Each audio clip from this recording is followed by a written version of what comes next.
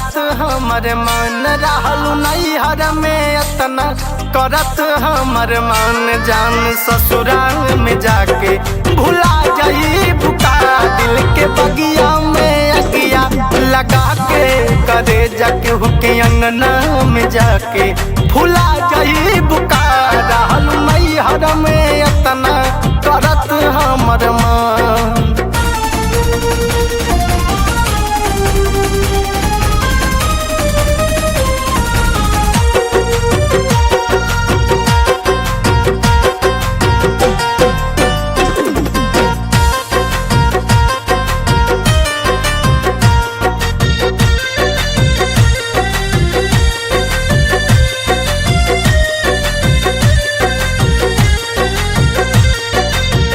खेली कूदी भइलू सयान हमर संगवा देख बिना हमके न खात रहू खनवा।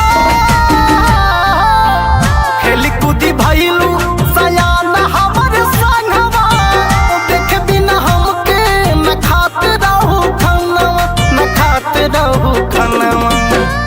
बात के पियावा के साथ बात बोला साच साच यार के नाम दिल से मिटा जाई बुका रहलू नैहर में अतना करत हमर मन।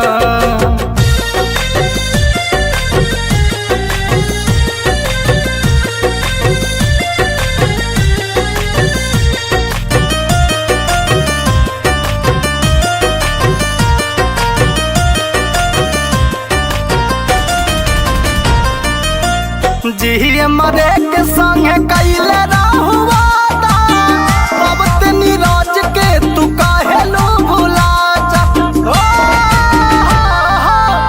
जी मरे के संगे कैले रहू वादा अब तनी राज के तू काहेलू भुला जा।